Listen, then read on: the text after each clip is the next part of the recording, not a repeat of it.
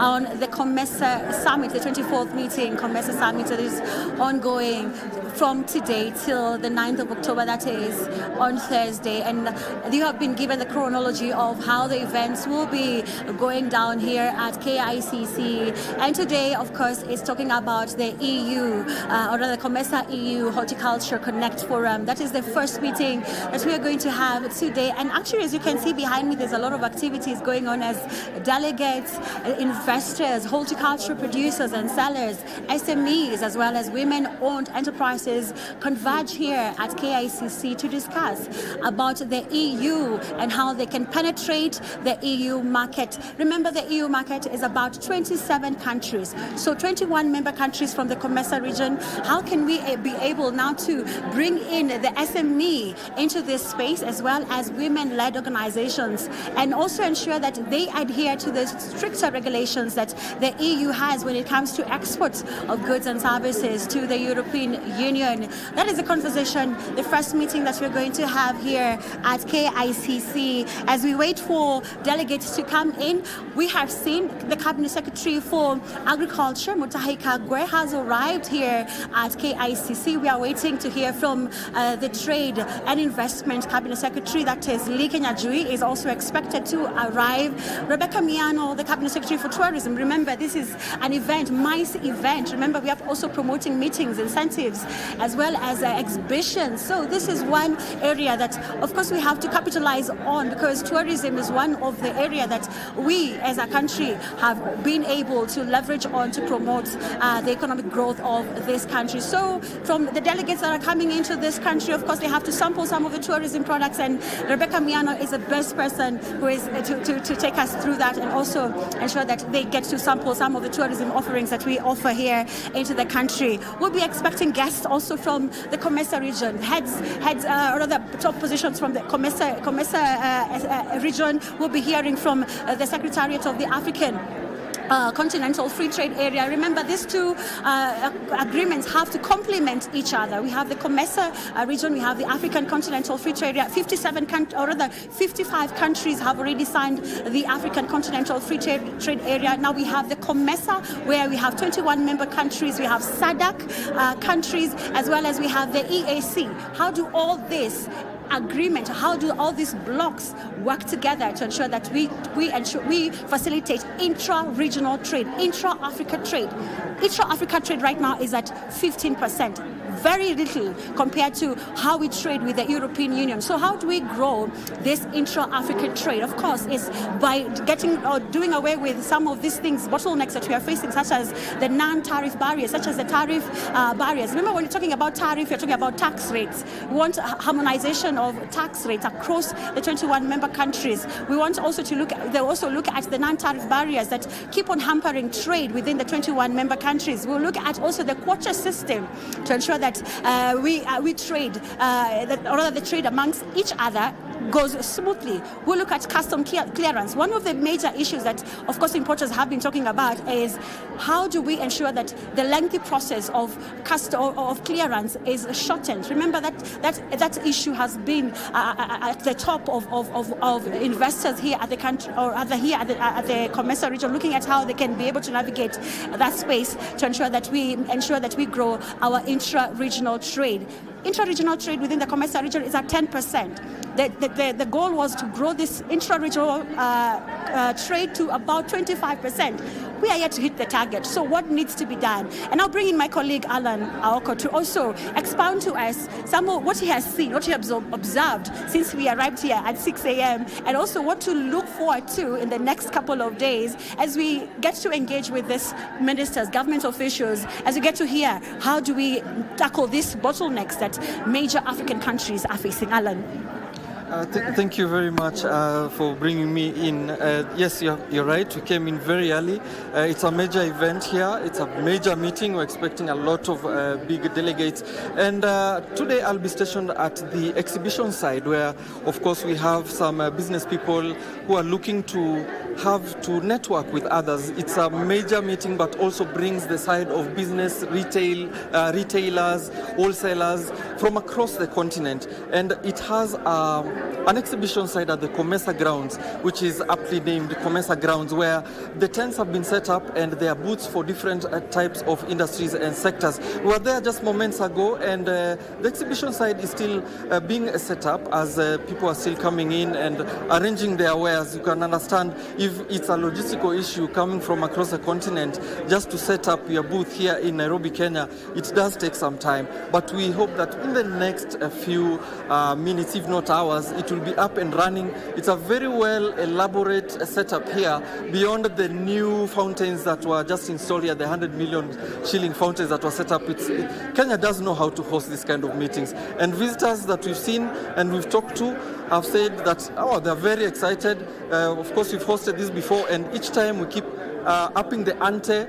Delegates are going to roam out of this Aberdares side where the meetings are happening, and then they will also go and free to move around the premises. As I can see, some vehicles are still coming in, but the grounds are such that if you're attending a meeting and it's a long one, and perhaps maybe you want to take a break, you can break out, you can have your tea, and then you can go and network even at the exhibition side, where several delegates have also been welcomed on that side. If you are the member of a public and you want to come here, remember, you do need accreditation. We are wearing our badges here. You do need to be accredited for this venue. You cannot just come in, because it's very well planned and very organized, and the Kenya Police are doing their part to make sure everything is safe, everyone is safe, property is safe, and people are moving well within the grounds.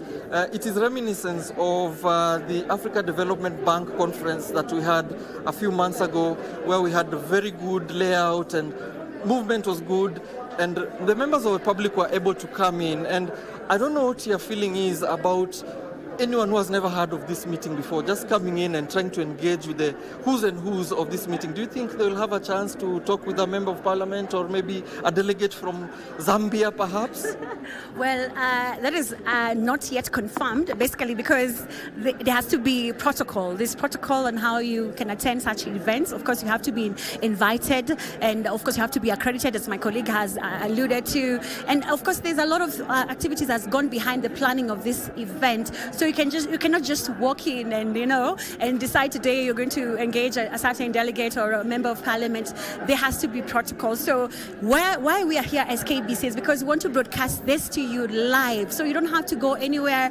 You just have to sit wherever you are from, and you'll be bringing you live updates here from KICC as we get also here to engage with the delegates ourselves, and also you can pose in your questions. You can send us your questions, what you think we should do in terms of ensuring we grow our intra-Africa trade, because that's the conversation here.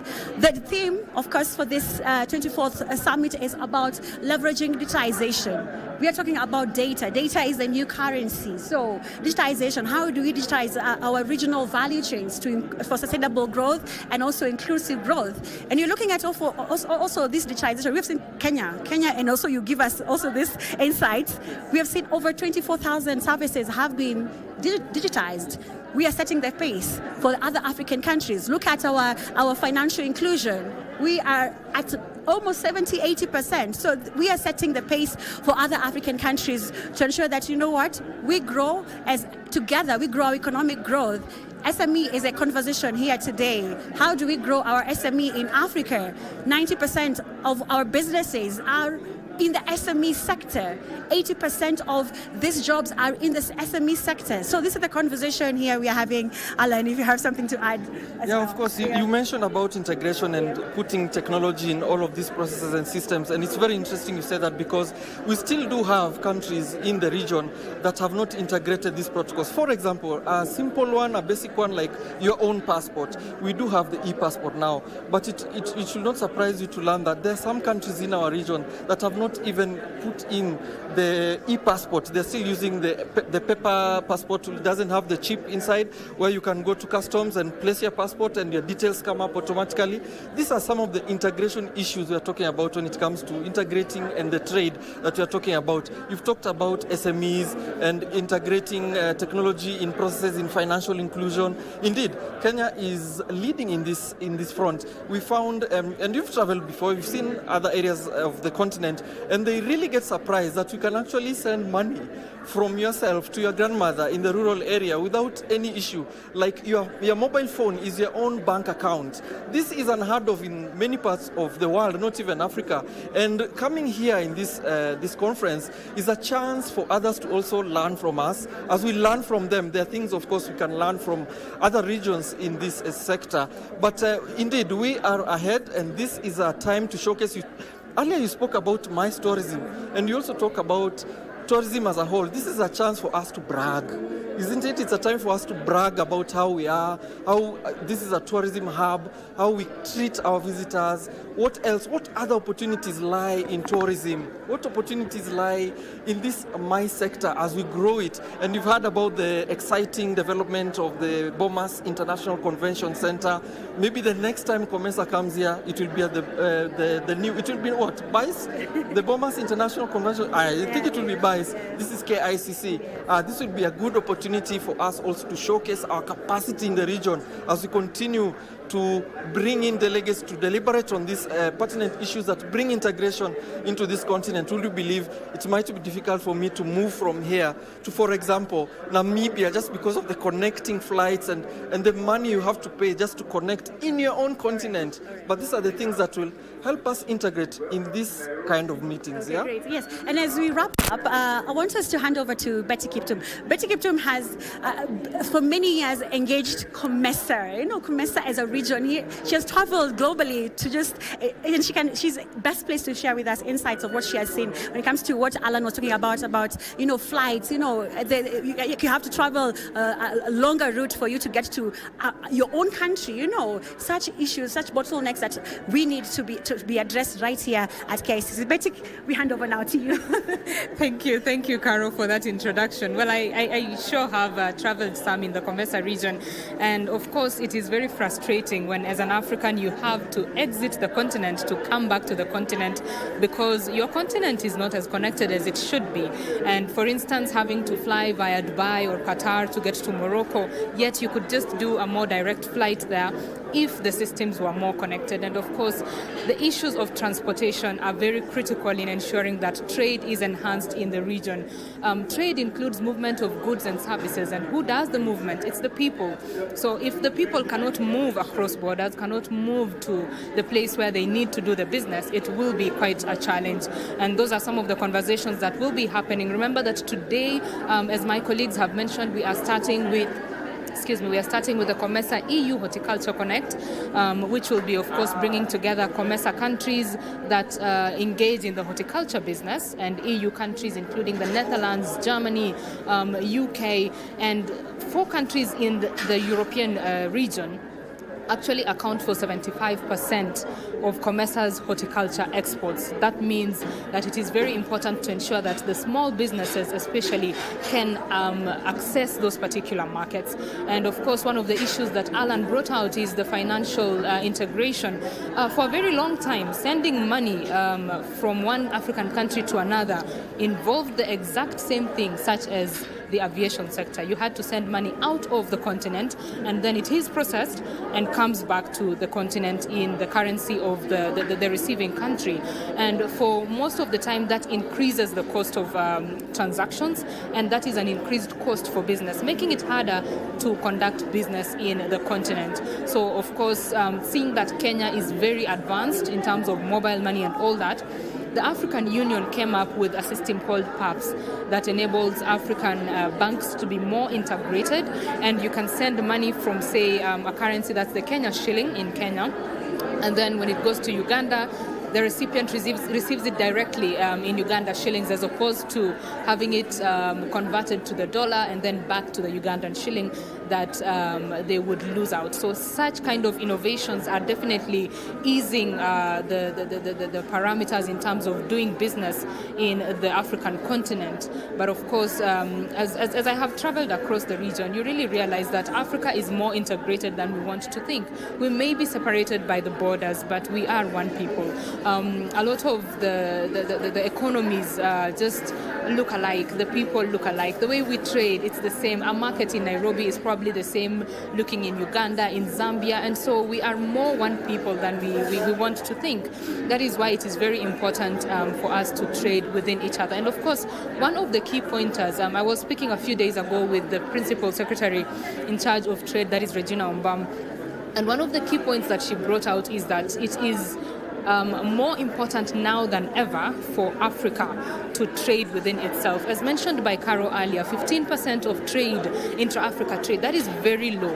And considering that there are some policy changes that are happening across the world, think about the United States reciprocal policy that is happening. There is the end of the AGOA preferential treatment for African products to access the US market, and now moving into the regime of the reciprocal tariffs. It is important that Africa diversifies its export markets to ensure that it is trading more with itself than, of course, looking outside. Another important pointer that this particular summit seeks to deal with is the issue of export of raw materials. We know that Africa is a net exporter of raw materials, and looking at how much of raw materials that we produce, value addition is very key in ensuring that the continent progresses and can earn the much needed foreign exchange. And to do that, manufacturing has to be done. Empowerment of the cottage industry has to be done to ensure that we are adding value to those products and that they can fetch a higher price in the market. And of course, some of the issues include integrating our manufacturing, ensuring that in Africa, this region is known for producing, let's say, mango juice or whatever else you want to call it. So the issue of value addition and manufacturing is a very key pointer when it comes to enhancing trade in the region. Now, this particular conference is bringing together delegates from 21 countries, and of course, as my colleague said, it is not a mean feat to organize such an event. 21 countries bringing those delegates together, they are heads of state. It is quite the journey getting here. And of course, standing next to me is my colleague Karen Jenga. Yes, do tell us. I just want to cut you short, and I know you will come back and just share with us your insights. But we want to take us to Mombasa and listen to the Cabinet Secretary for National Treasury, who is speaking to us about the national agenda when it comes to the budget and other areas. 4. And this is against earlier projection that would record a lower than 5% growth in this calendar year. And is projected at 5.3% by end of 2025 and 2026.